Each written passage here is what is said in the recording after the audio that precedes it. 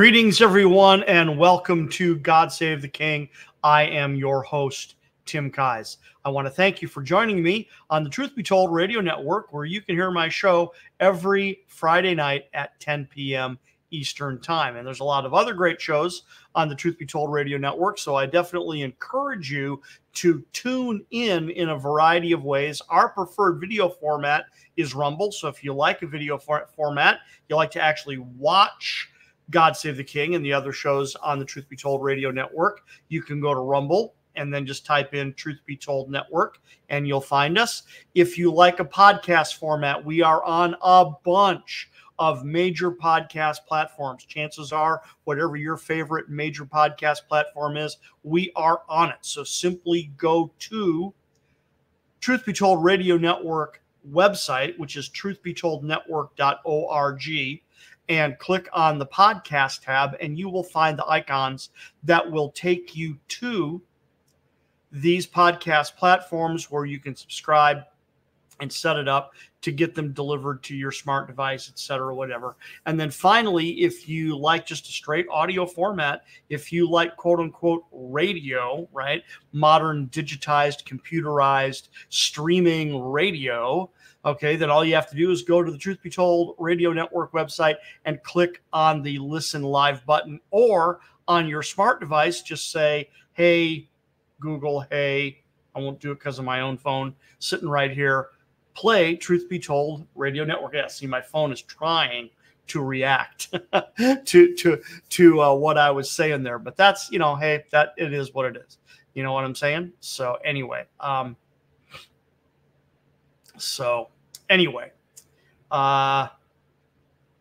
interesting. Okay, there we go. No big deal. I'm just working on making sure that the stream here is doing what it's supposed to.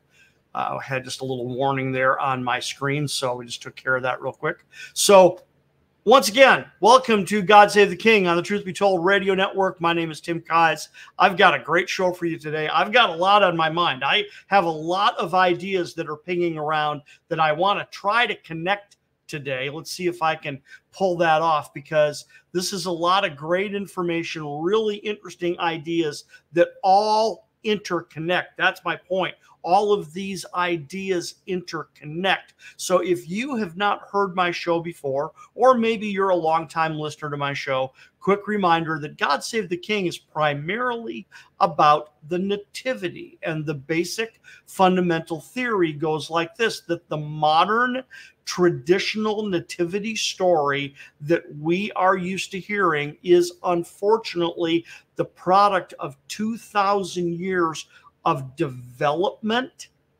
in the Western culture. It moved west from the Bible lands through Europe, through the Renaissance, et cetera, et cetera, et cetera, and then to modern Europe and the United States. And we have this conveniently packaged, highly commercialized, dumbed down version of the nativity story that is probably virtually nothing like what really happened 2,000 years ago in the Roman client kingdom of Judea under the rule of Herod the Great, a Roman client king. Okay, so, and this is what God Save the King has been about for a long time. I've been working on this project for close to 40 years, and that has been the basic concept the entire time. Now, what I'm excited about today is that one of the things I love the most about good Bible study, and frankly, about good historical study, and the two are absolutely interlinked. You really cannot study the Bible without studying history. If you're not studying biblical history, you're not studying the Bible. It's not just a theology book. And frankly, that's what a lot of what we're going to talk about today is the fact that this is an ancient book. It's an ancient book. It's not a modern book. It's an ancient book. And it was not written in English, certainly. Okay. There's that joke about, hey, I always use the King James Bible. That's the same Bible that Jesus used. Okay, that's not true at all, but it's a bizarre little joke, right? The Bible was definitely not written in English. It wasn't even written in a European language necessarily, but Greek obviously is a European language. Ancient Greek is what the New Testament was largely written in. There are debates, of course, about whether it was possibly written in Aramaic, which was most likely the predominant dialect spoken by the followers of Jesus, would have been Aramaic. And of course, the Old Testament was written in Hebrew, but it was translated into Greek in the 3rd century BC. I'm trying to remember off the top of my head if the Septuagint was 185 BC or 285 BC. But it took time regardless. The Septuagint took a number of years. It was not a overnight thing where Greek-speaking Jews living in Alexandria, Egypt, translated the Hebrew Bible into Greek. So the point being is that the ancient languages were Hebrew, Greek, and Aramaic for sure. And the reason I made the reference about European languages, even though Greek is a European language, is that one of the next languages, of course, was to translate it into Latin. But there were many other languages in the ancient Near East that the Bible was getting translated into right away after the life and ministry of Jesus of Nazareth, and then after the life and ministry of the apostles that followed him. So what am I driving at? What's the point here? The point here is that the Bible is not a modern book. It's not a modern book. It wasn't written in our language. It wasn't written in our time. It wasn't, here you go, it wasn't written in our culture. And that is a huge distinction. It is not written in our culture. We are separated from the Bible by at least 2,000 years of time. We are separated from the Bible linguistically, right? And we are separated from the Bible culturally. And that's where we're really going to focus on tonight, is the distinction in culture, not just the not just the distinction in language, but the distinction in culture. And culture and language are intermixed. Now, let's do this. I want to show you a video clip, and it's the title of today's episode. The title of today's episode is The First Lobster. And if you have no clue what I'm driving at, then I'm sure some of you are going, Tim, are you okay? What do you mean The First Lobster? Well, it's a reference from a movie, and it's a reference from a Christmas movie. So what I want to do here is, bear with me a second here, while I click on the right mouse things here to get to where we want to be, and we are going to watch this together. So come on, there we go. So there it is up on the screen. Let me go over there and click play, and you can watch this with me. We've been given our parts in the nativity play, and I'm the lobster. The lobster? Yeah. In the nativity play? Yeah, first lobster. There was more than one lobster present at the birth of Jesus. Duh. We've been given our parts in the nativity play, and I'm the lobster. The lobster? Yeah. In the nativity play? Yeah, first lobster. There was more than one lobster present at the birth of Jesus. Duh. Okay, so that is a scene from the movie Love Actually, and you can tell from the scene it's a mother and daughter, and the daughter is all excited because she came home from school and she said, hey, we were given our parts in the nativity play today. And she's very excited about it. And of course, mom is like, well, who are you? Of course, right? What's your part? Well, I'm the lobster. And then not only am I the lobster, I am the first lobster. So if there's a first lobster, then the implication is that there's more than one. So of course, mom's response is there was more than one lobster at the birth of Jesus? Really? Okay. And of course, the child's response is, duh, of course, right? So I remember the first time I saw this movie, I roared with laughter, precisely and obviously because of the work that I am doing in the Nativity. And while this is an over the top example, it's a perfect example because, see, now this is interesting. There's a comment, okay? I got to go there. And I'm not trying to make fun of people, and I'm certainly am not trying to be critical of people, but I'm very concerned about the truth of what the nativity really would have looked like. So it's very interesting to note here. As a matter of fact, let me go back there. Let me screen share again. Let me go back there. Let me go back to this screenshot. Okay, so that is not it. So bear with me. We've been given our parts in the nativity play.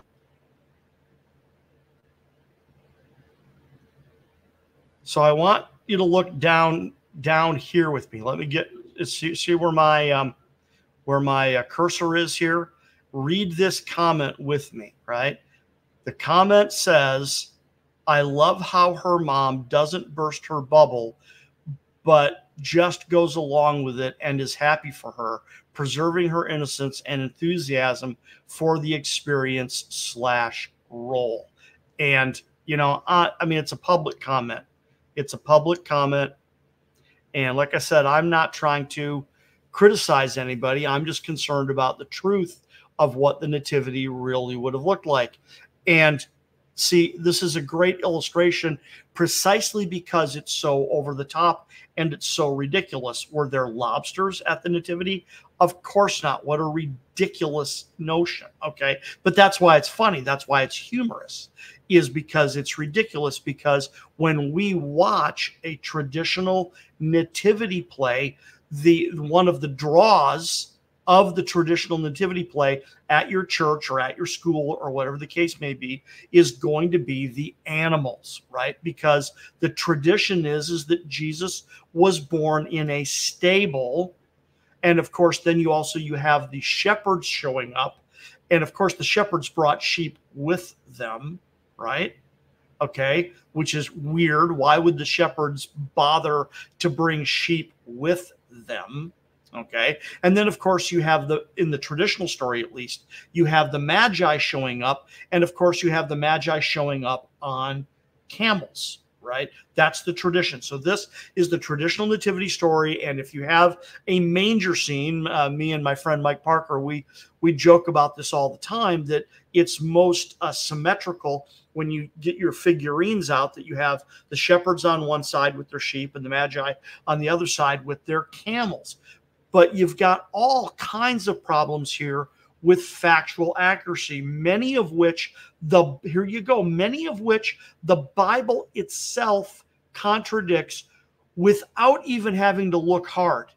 That's the thing. Then when you take a deeper dive, it gets even worse, right? So in the traditional nativity story, you've got Joseph and Mary and the baby Jesus. They are in a stable. There's usually a cow and or a donkey, and then the shepherds bring sheep, and then the Magi bring camels. So you got plenty of animals in the nativity play, which is why the tongue-in-cheek / over the top, it's both at the same time. It's both a very tongue-in-cheek joke, but also an over-the-top joke is, hey, I'm the first lobster. There was more than one lobster at the birth of Jesus. Duh, of course. What are you thinking, Mom? Okay, so in a nativity play, and I have to imagine, I mean, I haven't been to a nativity play in a long time, but I have to imagine this actually isn't much of a stretch in some schools, in some churches, that, to help entertain the kids and get the kids involved in the production, do they add extra animals, right? Where the reality is, and like I said, I'm not trying to burst people's bubbles here. That's not the point. But the reality is, number one, Jesus was not born in a stable. The Bible doesn't say that. It says he was laid in a manger. Now, we're going to come back to that in just a second because it's a great illustration. Once again, it's a great illustration of exactly what I'm talking about and exactly the point that I want to get across. So we're going to come back to that in a second. But the Bible says that Jesus was laid in a manger. It never says he was born in a stable. And therefore, if we're going to be true to the text, you've got to say what the text says and then properly draw out additional information. And problem is that we didn't properly draw out the idea that he was born in a stable. Okay, coming back to that, right? So number one, was Jesus born in a stable? No. The answer is no. So was there a cow or a donkey there when Jesus was born? Well, hard to say, because when you understand the proper context, it's not that animals were impossible.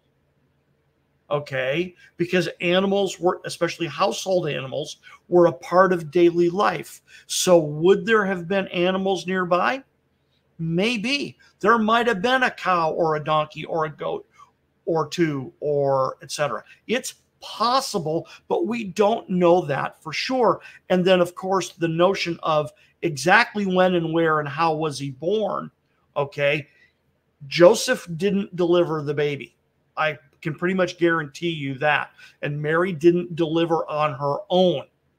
There were midwives. They were in Bethlehem. They were welcome in Bethlehem. They were not outcasts. There would have been, at the very least, extended family around, and they would have gone and found the midwives for the birthing. Okay?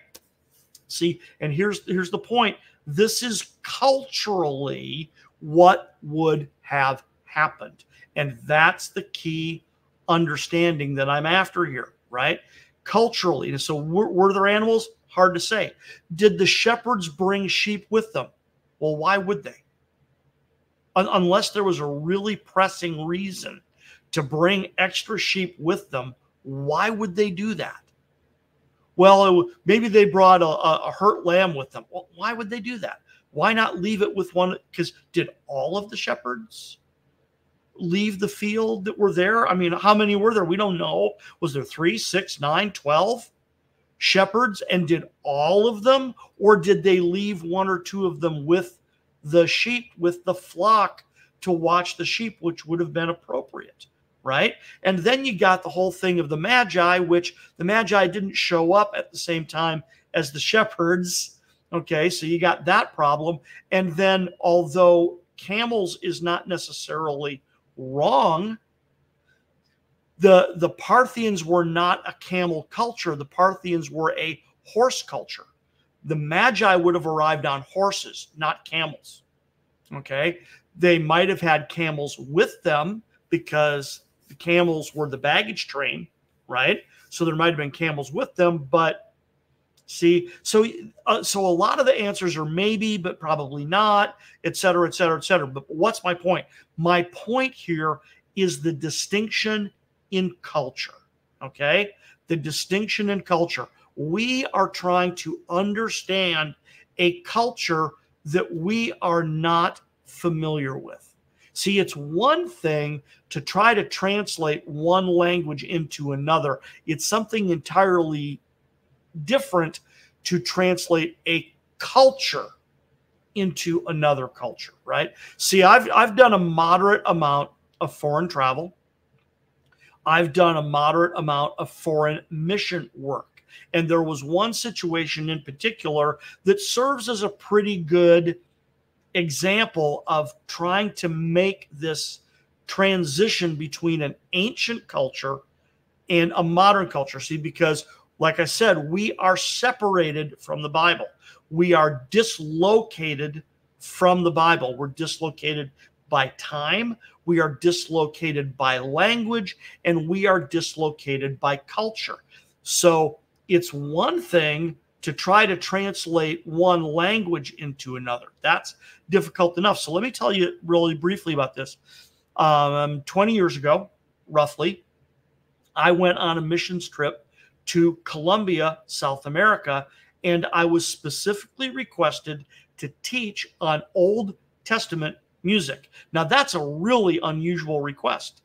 Old Testament music? Wow. That's a very unusual request. But in response, I said, okay, if you want me to do that, I have to have a translator that, number one, speaks both English and Spanish. Number two, knows the Bible well enough to track with me as I get into lesser known records talking about music.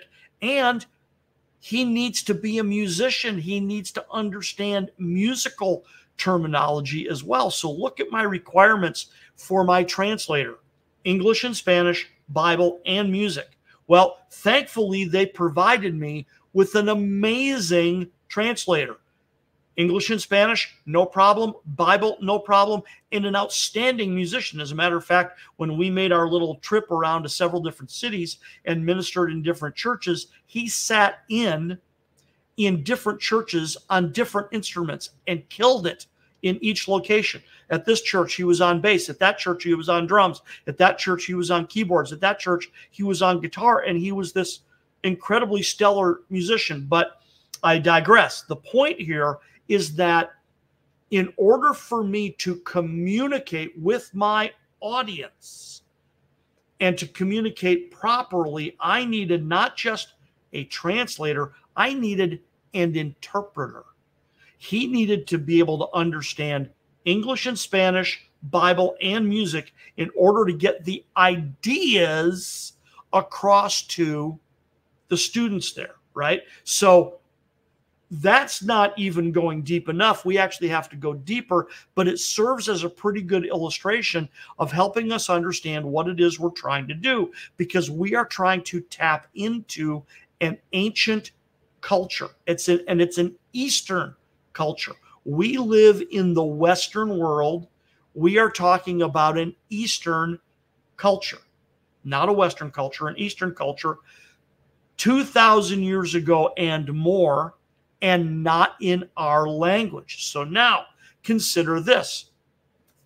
It is very common in translational work. I've run into it in my experiences in life, both in mission work and frankly, just in everyday life, speaking with people who English is not their first language, where you run into the problem of sometimes the word doesn't exist in the target language.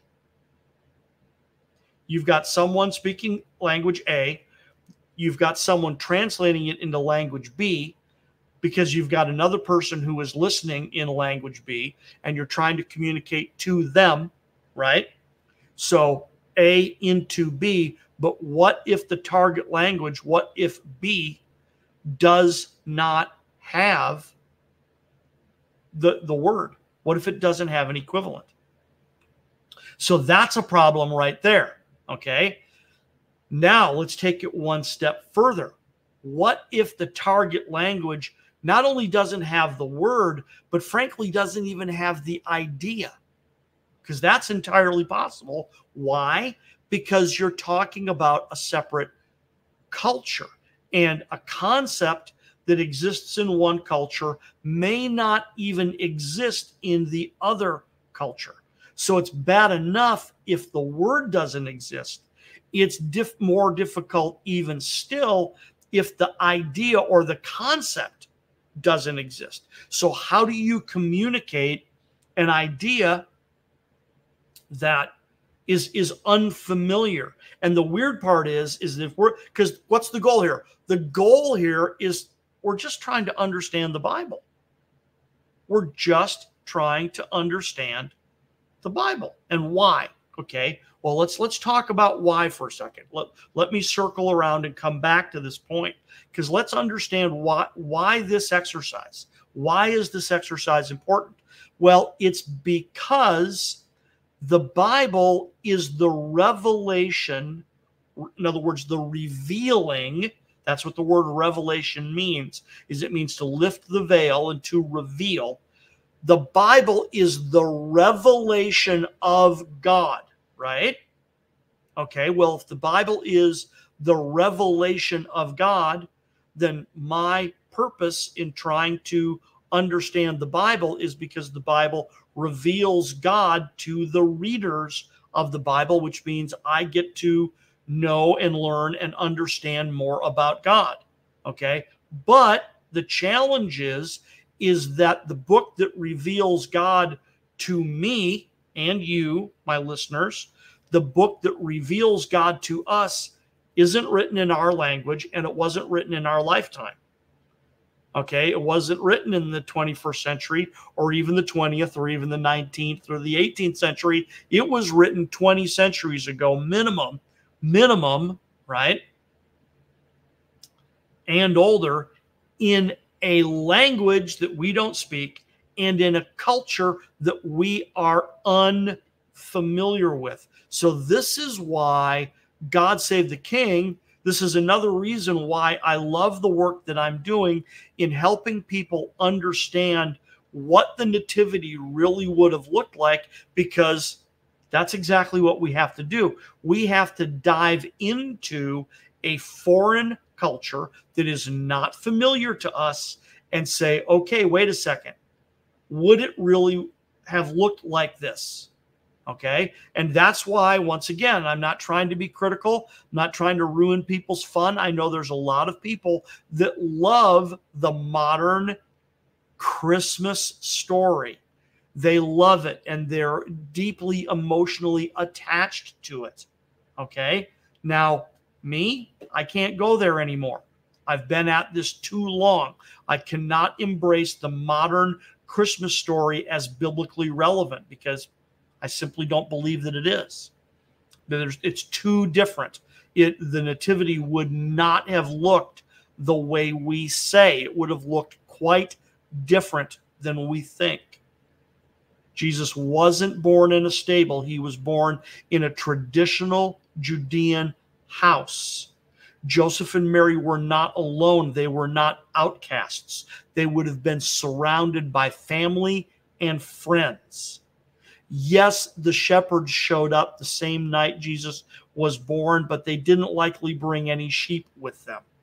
If there were household animals nearby, they would have been kept at a distance for sanitary reasons. And the Jews, of all people, knew about sanitation. They knew about cleanliness laws in the law of Moses for ritual purity. And of course, that doubled as sanitation many of the time. You were ritually unclean if you handled blood. You were ritually unclean if you handled other animal byproducts, shall we say. Okay. So these were not stupid people. They knew and understood this stuff. There wouldn't have been animals right there like most nativity scenes demonstrate.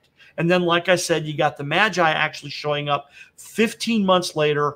It would have been an army on horseback. So were there animals present there? Well, there certainly were. But would they have been in this little convenient, commercially packaged, easily marketable, dumbed down, nativity scene? No, it wouldn't have looked like that. It would have looked very different. It would have looked very, very, very different. So what I'm trying to get across here, the point I'm trying to get across is that we need to frankly try to enter into another culture. That's our job. Our job as men and women trying to understand the Bible need to endeavor to enter into an ancient foreign culture, because the revelation of God was given to the ancient nation of Israel, not even necessarily the modern nation of Israel, the ancient nation of Israel. And that's a whole nother conversation for another day, because in the modern nation of Israel, not everybody's a believer. A lot of them are, for lack of a better word, secular. They are ethnically Jewish, but they're secularly not observant. Okay, so is the revelation of God given to modern Israel? Well, yes and no. But the revelation of God is through the filter of ancient Israel. So that is where, if we want to understand the Bible, that's where we've got to go. We have to go to that ancient culture and learn about it as best we can. Well, how do you do that? Okay, because that's the trick. That's the trick, is how do we do that? And I, of course, never realized this when I started God Save the King 30 plus years ago, because at the time, that's all all I wanted to do was say, okay, well, what would it really look like, right? Because those of you that have listened to my show before, you know the story, so I'll try to keep it brief. Those of you that have not, it's real simple. I read a book about how Jesus was not born on December 25th, right? Because he wasn't. He wasn't born on December 25th. There's no way. Simply not possible, okay? Was not born on December 25th. And that, changing that one fact alone to the correct birth date, changes the story, okay? And then once you make that correction, what it does is it reveals another inconsistency, and then you correct that, it reveals another, and then you correct that, and then very soon you have a domino effect where the whole traditional nativity story that we think we know starts to falter, right? Then when you add in, see, because this, like I said, I could not have explained this way 10 years ago or 20 years ago or 30 years ago. I would have explained it.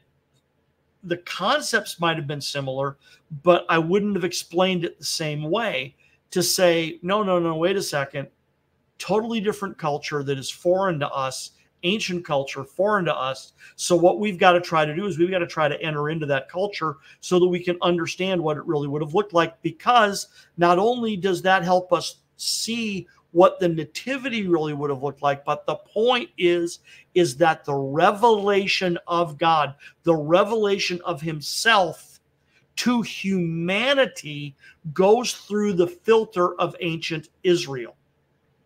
See, there you go.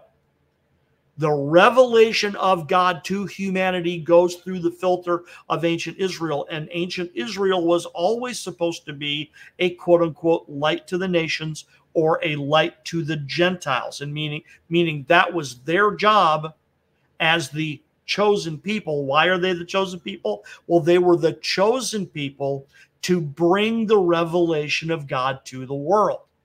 That was the idea. They would bring the revelation of God to the world. And they kind of messed that up on more than one occasion. And so the plan develops over time. It changes. I mean, we've talked about this extensively on my show, how, initially you had, Adam and Eve were the caretakers of the garden, and their mandate was to make the rest of the world like Eden. Oh, well, that's interesting, right? Because the language surrounding the garden is that the garden was rather clearly a figure of a temple, right? So in other words, it's where God lives. It's where God abides, where he resides, right?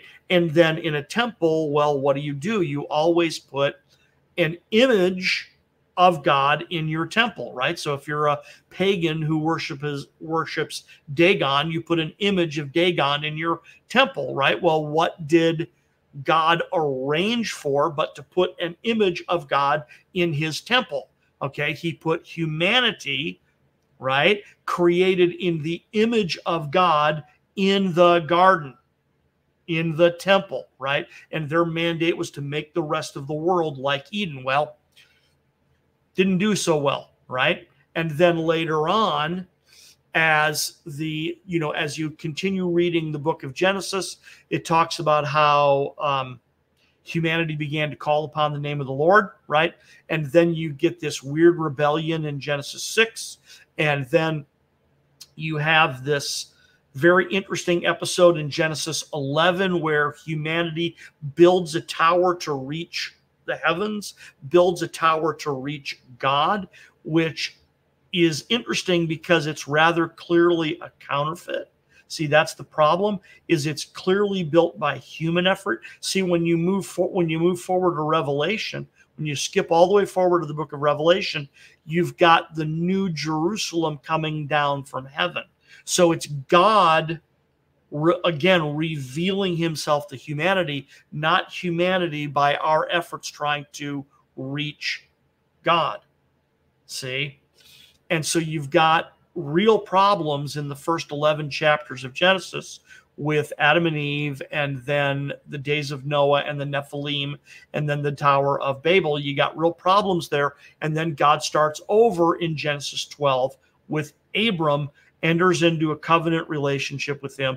And that right now is the ongoing paradigm that is still working itself out, is God's covenant relationship with Abraham. Okay. So like I said, the point of the Bible is that the Bible is God's revelation of himself to humanity, to all of humanity, but it goes through the filter of ancient Israel. Well, we're not in ancient Israel anymore. The ancient part is done for sure, and then the Israel part requires some modification, right? So anyone who wants to understand the Bible has to go through this filter.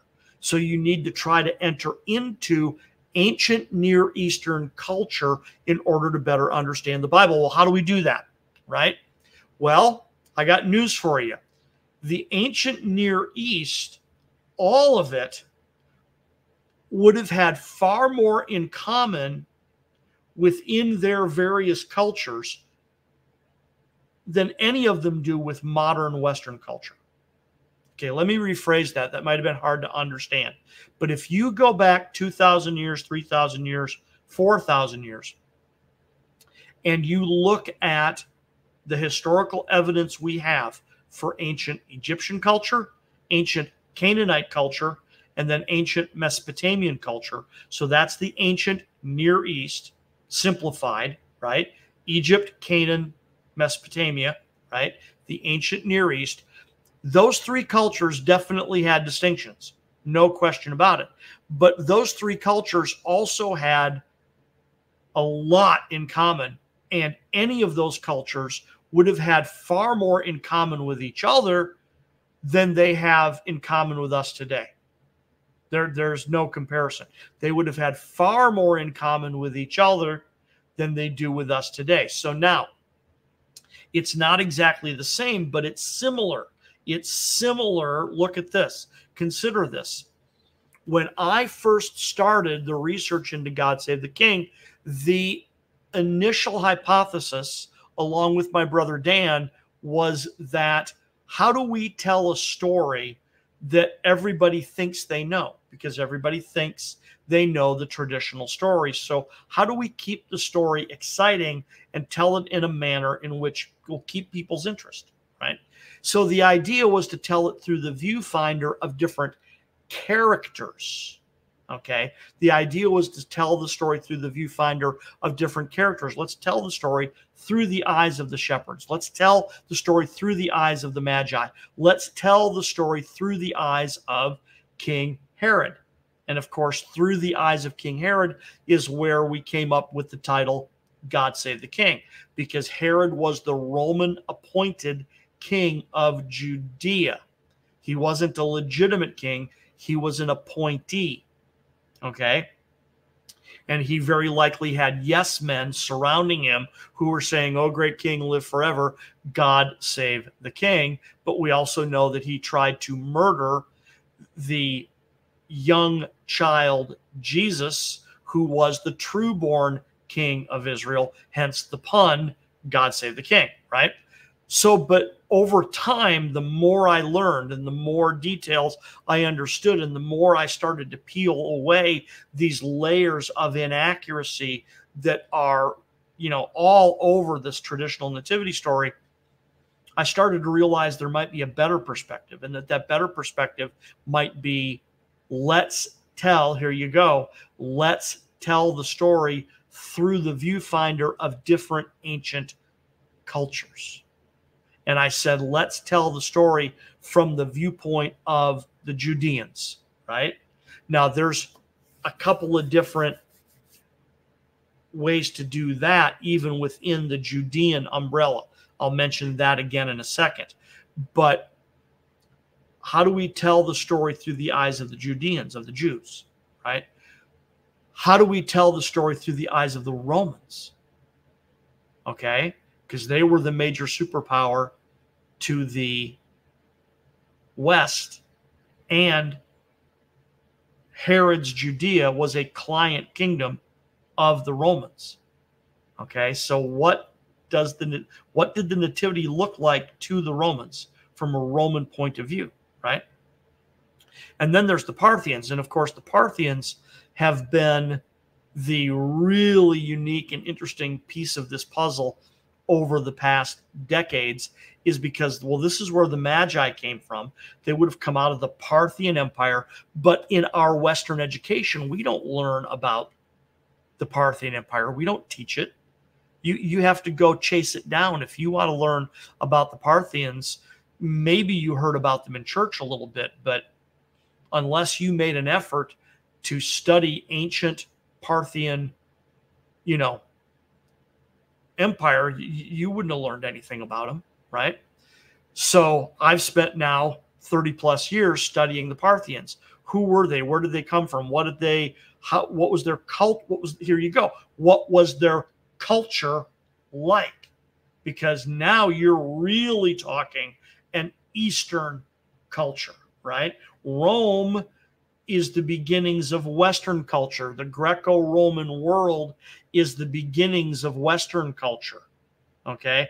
But Parthia, no. That's Eastern culture for sure, no matter how you cut it. That's Eastern, right?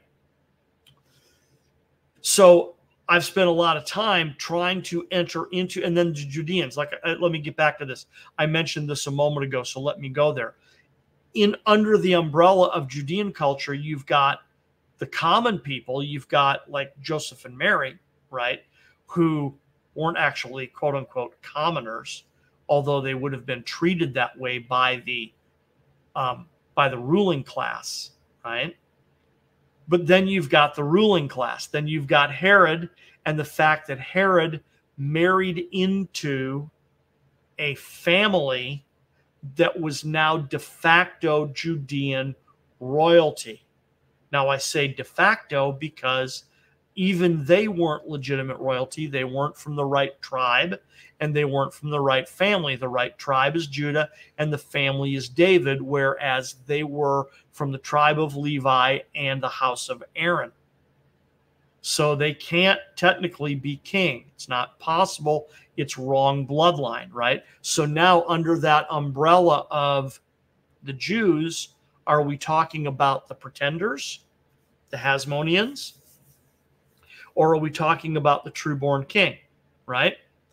And then you've got, like I said, then you've got the Roman perspective, you got the Parthian perspective, and then you also have a little bit of Egyptian perspective thrown in here as well. Not true ethnic Egyptian, but by default, you got a little bumping elbows with Egyptian culture because you do have Cleopatra in the mix to a slight degree. Now, Cleopatra was not an Egyptian. She was a Greek. She was a, what's the word I want to use? Macedonian Greek. Now, she was born and raised in Egypt, don't get me wrong, right? But she was of Macedonian Greek lineage. Macedonian Greek lineage. She was a Ptolemy, right? She was, and they're Greeks, right? And even though she would have been born and raised geographically in Egypt, that's where we get a little of the bumping elbows with Egyptian culture. It primarily still would have been Greco-Roman culture. But where I want to go here for a second is I want to follow through on an earlier illustration and bring it back around and then talk about it a bit, because what I shared earlier is I said, look at the challenge when you're trying to translate one language into another if the target language does not have the word, right? So if you've got a word in language A and you're trying to translate it into language B, and language B does not have the equivalent, you got a problem. Okay. Now, let's assume for a second you've got a word in language A and you're trying to translate it into a word in language B. And while they may not have a word that is the equivalent, the idea, however, is not unfamiliar, right? So a good translator or a good interpreter, right, is going to be able to find a way to illustrate the idea despite the fact that there's no exact equivalent of a given word. Okay. Now, let's take it one step further, though, because this now comes around to a whole nother level of problem, which is, wait a second. What if there is the equivalent word? The word is equivalent. It is there, but culturally, the ideas are dissimilar. Okay, the word's there. You got the right word, but culturally, the ideas are entirely dissimilar. They don't look the same. Okay, now you got a problem. Okay, and this is what I'm driving at with regard to God Save the King, is we've got a lot of this going on. There's a lot of ideas that would have been present in that day and age, in that day and time, in the nativity story, that are actually very unfamiliar to us in the modern world, despite the fact that we've got the right words. Okay, and or maybe we don't, right? So I can illustrate both. I can illustrate concepts that we have that they don't. I can illustrate concepts that they had that we don't. I can illustrate words that they have that we don't, and words that we have that they don't, right? And then I can illustrate, well, we got the words and we have the basic idea, but the details are like totally ridiculously different, right? So let me give you one quick example here. One quick example is the word Christmas. Okay. The word Christmas is a modern word. It's not an ancient word. Okay. Okay. So anybody who uses the word Christmas to describe the nativity is doing you a disservice, because it is intellectually dishonest. That word didn't exist and the idea did not exist. I mean, there it is, right? Any of our modern concept of Christmas, any of it, did not exist back then, right? And frankly, even by the time the quote unquote early church was celebrating the Feast of the Nativity, even by the time they were doing that in the first early centuries after Jesus and the apostles, it's already different. It's already radically different. They are trying to understand it in their culture, but they're not necessarily trying to get into the ancient culture that they need to understand. Now, there's a lot of playing around. Okay. I won't go there today. You've heard me talk about the pseudepigraphal book, the Proto-Evangelium of James, which is supposedly a record of the Nativity. I don't believe that it is. I believe that the Proto-Evangelium of James is a farcical book that has no real bearing on the Nativity, that it's made up, that whoever the quote-unquote author or writer was, that he took a whole bunch of different ideas that he was aware of from the Bible and from around the area, but then he put together his own mishmash of a story that he invented, and that, frankly, the Nativity didn't look anything like that. And part of why I believe I can say that is because the whole idea here, remember, is to get into the culture of the time. We need to try to, frankly, kind of transport ourselves back into that culture. See? So what I'm going to do, and I know we're running out of time, we only got about 7 minutes left here, but I want to leave you with some various ideas that we can explore later on. And because I'm going to mention a word that we use in our modern culture that definitely existed back then, but our ideas about this word and their ideas about this word are very different. And what we need to do is we need to resist the temptation that we understand their ideas simply because we understand our modern ideas. And we also need to resist the temptation to think that our ideas are right and that theirs are wrong, or that our ideas are better than theirs. Because the temptation, largely due to Hollywood, as soon as I mention this, you're going to get it, right? Our temptation here is to look backwards and go, oh man, that's backwards, that's sideways, that's ridiculous, that's silly. Now, the way we do it now, it's so much better. Really? Really? You're going to judge another culture that's totally, completely, and utterly different than ours and say the way they did it is wrong simply because it's different than ours, right? So here you go. Here it is. It's the concept that we call marriage. It's just that simple, marriage, right? Because in the cultures that we're talking about, the culture and the cultures that we are talking about, that we are trying to understand, marriages were arranged. Today, they're not arranged, okay? Today, they're supposed to be all about love and all about romantic love. Now, I am not saying that that's wrong or that that's bad, but it's very different than how it was back then. And different doesn't necessarily mean wrong. It doesn't mean they're wrong and we're right, and it doesn't mean that they're right and we're wrong. It just means that our approach is extremely different. And back then, the idea was that two families were joining together in an alliance. And yes, sometimes that alliance was political, okay? Because I'm going to mention several marriages within God Save the King that involve Roman, Egyptian, Israeli, Canaanite, and Mesopotamian culture. And here's the funny part. They would have had way more in common with each other than we would have in common with them. See, we try to look back at that and understand it. It's like, no. Sorry, we don't do it that way, right? So it's incumbent upon us to try to, once again, transpose ourselves into that culture so that we can see it and look at it and go, okay, I get it. I think I have a better idea of this, right? And I spend a lot of time in an old episode dissecting the marriage of Joseph and Mary, because it's actually huge, okay? Because we can actually recreate or reconstruct a lot of what their life would have looked like simply by reconstructing their marriage.